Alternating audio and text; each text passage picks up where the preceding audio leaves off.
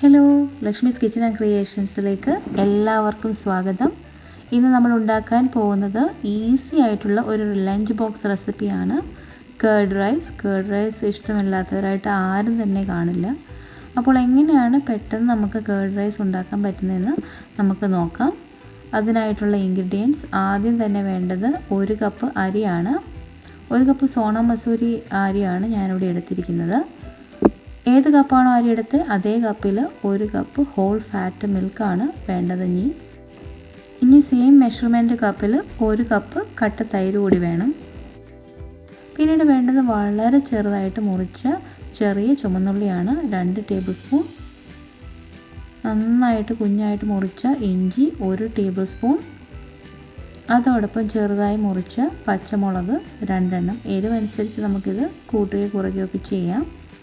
പിന്നീട് വേണ്ടത് 1/8 ടീസ്പൂൺ കായപ്പൊടിയാണ്. ഏകദേശം 3 പിഞ്ച് കായപ്പൊടി വേണ്ടി വരും. ചന ദാൽ അഥവാ കടലപ്പരിപ്പ് 2 ടീസ്പൂൺ. ഉഴുന്ന് പരിപ്പ് 2 ടീസ്പൂൺ. ഇനി വേണ്ടത് കടുകാണ്. ഏകദേശം 1 ടീസ്പൂണോളം കടുകാണ് ഞാൻ ഉപയോഗിച്ചിരിക്കുന്നത്. വറ്റൽമുളക് 2 എണ്ണം. കറിവേപ്പില ആവശ്യത്തിന്. അതോടൊപ്പം നല്ലതായിട്ട് ചെറുതായിട്ട് മുറിച്ച് കൊറിയാണ്ടർ ലീവ്സും ആവശ്യത്തിന് ഉപയോഗിക്കാം. ഇനി നമുക്ക് കുക്കറിൽ വെച്ച് 1 കപ്പ് അരി, 1 കപ്പ് പാല്, അതോടൊപ്പം 1 കപ്പ് വെള്ളവും കൂടെ ചേർത്തിട്ട് നമുക്ക് കുക്ക് ചെയ്യാൻ വെക്കാം. അരി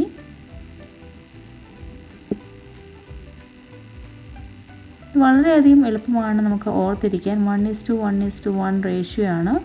അപ്പോൾ അതനുസരിച്ച് എല്ലാ സാധനവും കൂടെ കുക്കറിൽ വെച്ച ശേഷം നമുക്ക് അടച്ചു വെച്ച് ഇത് വേവിക്കാം. ഏകദേശം 2-3 വിസിൽ ലോ ടു മീഡിയം ഫ്ലെയിമിലിട്ട് 2-3 വിസിൽ കേൾക്കുന്നിടം വരെ ഇത് വേവിക്കാൻ വെക്കണം.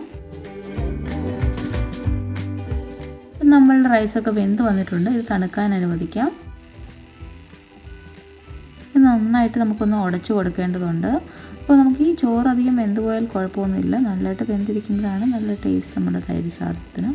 എല്ലാം കൂടി ഒന്ന് ഉടച്ചു കൊടുക്കും. ഇനി അടുത്ത സ്റ്റെപ്പ് എന്ന് പറയുന്നത് താളിച്ച് ചേർക്കലാണ്. അതിനായിട്ട് 2 ടേബിൾ സ്പൂണോളം കോക്കനട്ട് ഓയിലാണ് ഞാൻ എടുത്തിരിക്കുന്നത്. ഇതിലേക്ക് എണ്ണ ചൂടായി വരുമ്പോൾ നമുക്ക് കടുകിട്ട് കൊടുക്കാം. കടുകൊന്ന് പൊട്ടി വരുമ്പോൾ നമുക്ക് വറ്റൽമുളക് മുറിച്ച് ഇട്ട് കൊടുക്കാം. ഇതിലേക്ക് ചന ദാൽ അഥവാ കടലപ്പരിപ്പ്, ഉഴുന്ന പരിപ്പ് ഇവ ചേർക്കാം. ഇതെല്ലാം കൂടി ഒന്ന് മൂത്ത് പൊട്ടി വരുമ്പോൾ വേണം നമുക്ക് ഇതിലേക്ക് കുഞ്ഞതായി മുറിച്ച് വെച്ചിരിക്കുന്ന ചെറിയ ഉള്ളി ചേർക്കുവാനായിട്ട്. ഇതെല്ലാം മൂത്ത് വന്നു. നമുക്കിപ്പോൾ ഉള്ളി ചേർക്കാം. വളരെ പൊടിയായിട്ട് വേണം ഇതൊക്കെ അരിയാൻ, എന്നാലേ ടേസ്റ്റ് ഉണ്ടാവുള്ളൂ. പച്ചമുളക്, കറിവേപ്പില, ഇനി നമുക്ക് ചേർത്ത് കൊടുക്കേണ്ട ഇഞ്ചിയാണ്. ഇതെല്ലാം കൂടി നന്നായിട്ട് വഴറ്റിയെടുക്കണം. വഴന്ന് കിട്ടുവാനായിട്ട് നമുക്ക് കുറച്ച് ഉപ്പ് കൂടി ചേർത്ത് കൊടുക്കാം. എന്നിട്ട് നന്നായിട്ട് വഴറ്റിയെടുക്കണം. ഒരു ലൈറ്റ് ബ്രൗൺ ആകുന്നിടം വരെ വേണം വഴറ്റിയെടുക്കുവാനായിട്ട്. ഈ ഉള്ളിയൊക്കെ നന്നായിട്ട് മൊരിഞ്ഞ് ഇതിനകത്തോട്ട് ചേർക്കുമ്പോൾ നല്ലൊരു ടേസ്റ്റാണ് നമുക്ക് കേർഡ് റൈസിന് കിട്ടുക. അപ്പോൾ യാത്രയ്ക്കൊക്കെ പോകുമ്പോഴും ഒക്കെ പെട്ടെന്ന് ഉണ്ടാക്കിക്കൊണ്ട് പോകാൻ പറ്റിയ ഒരു ഐറ്റമാണ് കേർഡ് റൈസ്. അതുപോലെ കുട്ടികൾക്കാണെങ്കിൽ നന്നായിട്ട് ഇഷ്ടപ്പെടുന്ന ഒരു ഐറ്റമാണ് കേർഡ് റൈസ്. ഇതിൻ്റെ കൂടെ വേറെ പ്രത്യേകിച്ച് കറികളൊന്നും വേണ്ട. കുറച്ച് പിക്കിളൊക്കെ മാത്രം മതി ഇത് കഴിക്കാനായിട്ട്. വളരെ ടേസ്റ്റിയാണ്. ഇനി ഇതിലേക്ക് നമുക്ക് കായപ്പൊടി ഇട്ട് കൊടുക്കാം. കായപ്പൊടി ഇട്ടിട്ട് അധികം മൂപ്പിക്കണ്ട, നമുക്ക് ഫ്ലെയിം ഓഫ് ചെയ്യാം. ഇനി നമുക്ക് ഈ വഴറ്റിയ സാധനങ്ങളെല്ലാം കൂടി ആ തൈരിലേക്ക് ചേർത്ത് കൊടുക്കാം. 1 കപ്പ് തൈരാണ് നമ്മൾ എടുത്തിരുന്നത്. ഇതെല്ലാം കൂടി നന്നായി മിക്സ് ചെയ്ത ശേഷം നമുക്ക് തണുത്ത ചോറിലേക്ക് ആഡ് ചെയ്ത് മിക്സ് ചെയ്യാം. ഇതിൻ്റെ ഉപ്പൊക്കെ കറക്റ്റാണോ നോക്കിയ ശേഷം നമുക്കിത് ചോറിലേക്ക് മിക്സ് ചെയ്യാം. ചോറിൽ മിക്സ് ചെയ്ത ശേഷം നമുക്ക് ഇത് ചൂടാക്കേണ്ട ആവശ്യമൊന്നുമില്ല. ചോറിന് കുറച്ച് ചൂടുണ്ട്. അപ്പോൾ അതിലേക്കാണ് നമ്മൾ ഈ തൈര് മിക്സ് ആഡ് ചെയ്യുന്നത്. ഇതെല്ലാം കൂടി നന്നായിട്ട് മിക്സ് ചെയ്യുക. അതിലേക്ക് നന്നായി പൊടിയായി അരിഞ്ഞ് വെച്ചിരിക്കുന്ന മല്ലിയില കൂടെ ചേർത്ത് നന്നായി മിക്സ് ചെയ്യുക.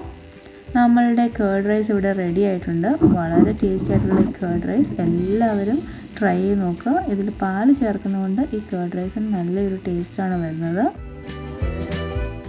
അടുത്ത പ്രാവശ്യം പുതിയൊരു റെസിപ്പിയുമായിട്ട് വരുന്നിടം വരെ എല്ലാവർക്കും എൻ്റെ ബൈ.